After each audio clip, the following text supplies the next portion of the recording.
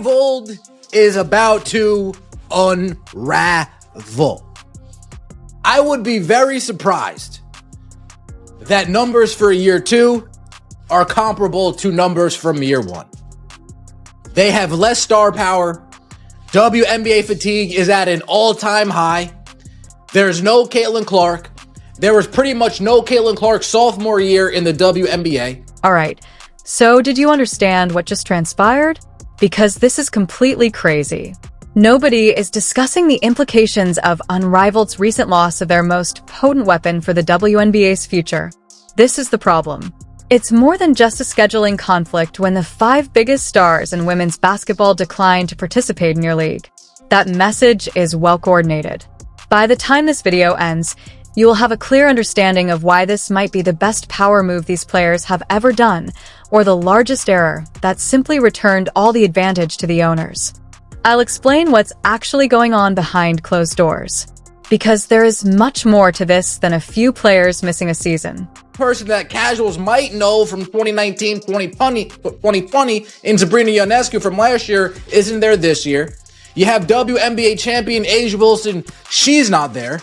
You have Sophie Cunningham, who has made a mark in the minds of fans across the country. She won't be participating in this. Look at what he has out there. 5 huge names have vanished. However, this is what the majority of people are lacking. This has nothing to do with relaxation. This has nothing to do with preventing injuries. Consider the timing. CBA talks are currently taking place. Leverage is required by the Players Association. They must demonstrate to the WNBA owners that they have alternatives, are independent of the league, and pose the greatest danger. A competing league that genuinely functions, one that can thrive without the WNBA's infrastructure, pays better, and respects players better. The nuclear option is that when you want owners to take you seriously at the bargaining table, you use that card. However, there is a huge issue with that approach. This takes a lot of leverage out of Unrivaled's hand when it comes to negotiating for the new CBA. By Unrivaled's hand, I mean out of the Players Association's hand. If Unrivaled actually was able to draw top players, draw the top billers, bring a decent rating night in and night out to their games, have good engagement, sell merch, so on and so forth, money talks bullshit. And there you have it, the breaking point. Pay attention to what he just said. BS walks, money talks. What real power does the Players Association have if Unrivaled is unable to attract stars, ratings, or the top players that people genuinely care about? Take a moment to consider this from the owner's point of view. The president of the Players Association is seated across from you. They want greater pay, improved working conditions, charter flights, and more.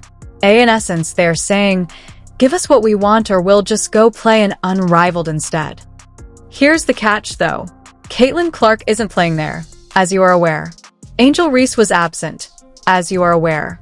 A'ja Wilson wants nothing to do with it, as you are aware. So, why would that make you feel endangered as an owner? You wouldn't. In fact, you would call their bluff while laughing. If they're not playing it Unrivaled, then the owners still have no reason to fear Unrivaled. I'd argue that players sitting out from Unrivaled helps out the WNBA far more than it helps out Unrivaled. Imagine being Unrivaled, Nafisa Collier, Breanna Stewart. Imagine being part of the Players Association, the president, Nneka Ogwumike, and going to negotiations, going to the table saying, look, we have all the top superstars in our league still. Did you notice the names he just mentioned? Derek Homme, Cameron Brink, and Dana Evans. Don't get me wrong, these players are good, but they're not needle movers. Casual fans don't watch these players. And that is the harsh reality that is going to undermine unparalleled bargaining leverage. Because this is the actual situation. In the Players Association, there is a huge rift that no one wants to discuss in public.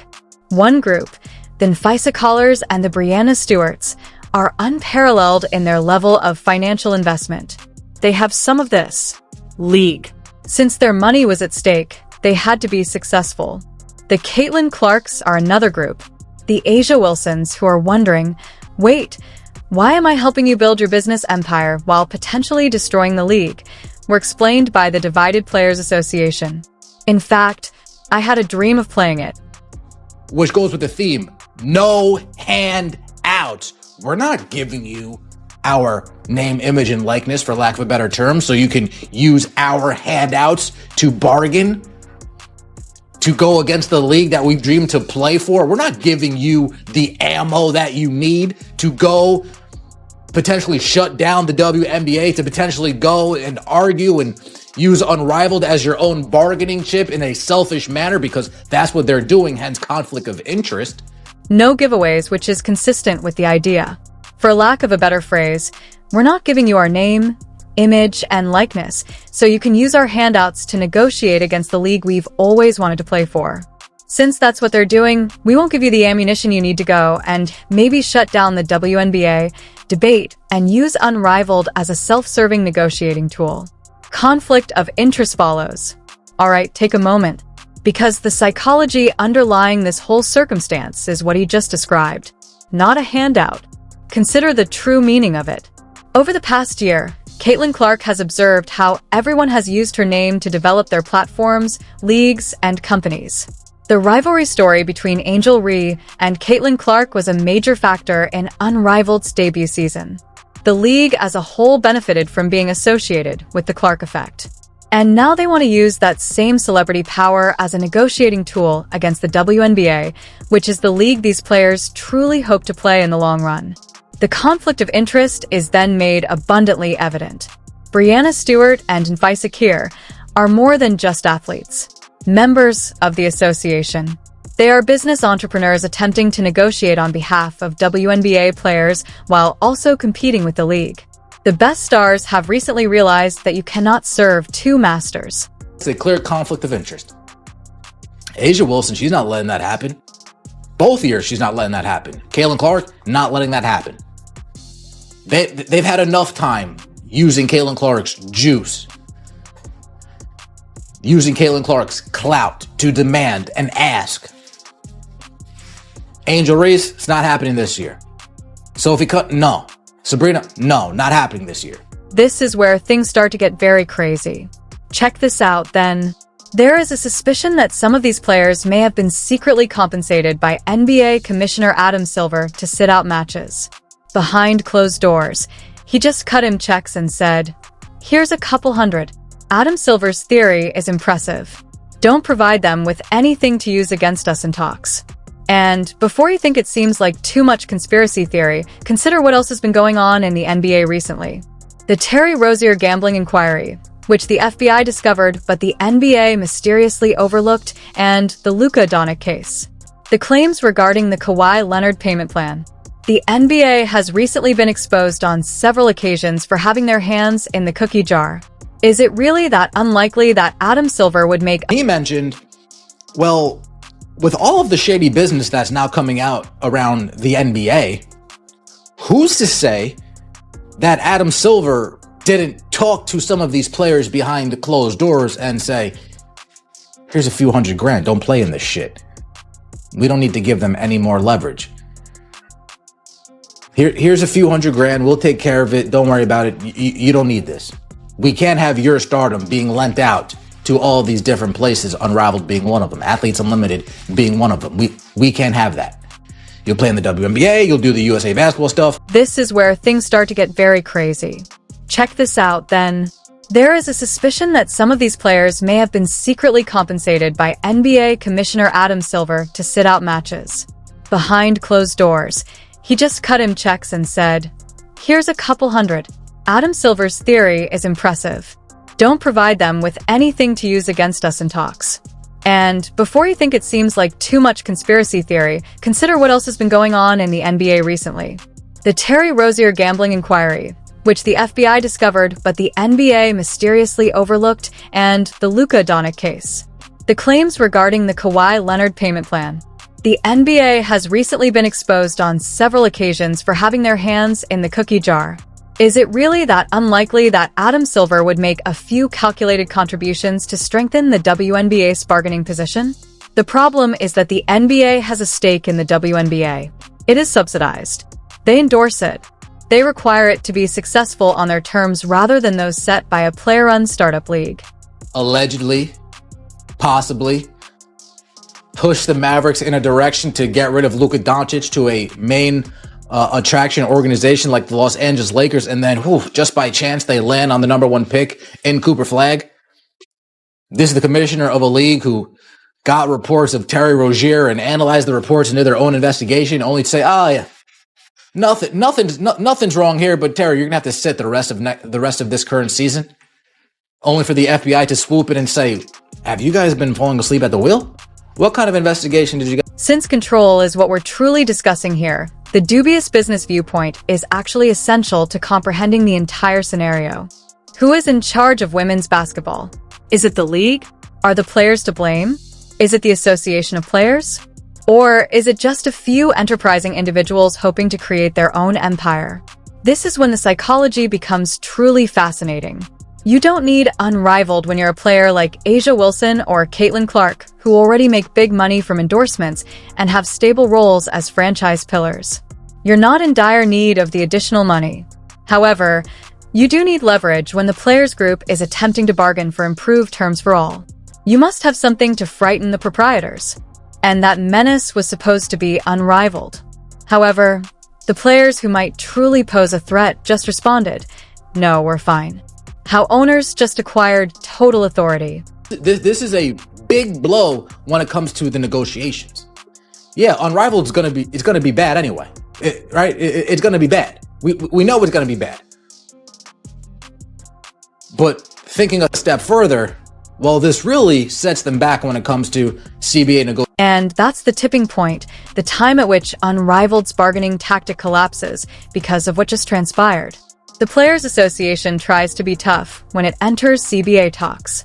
Meet our demands, or we have other options, is what they are attempting to convey.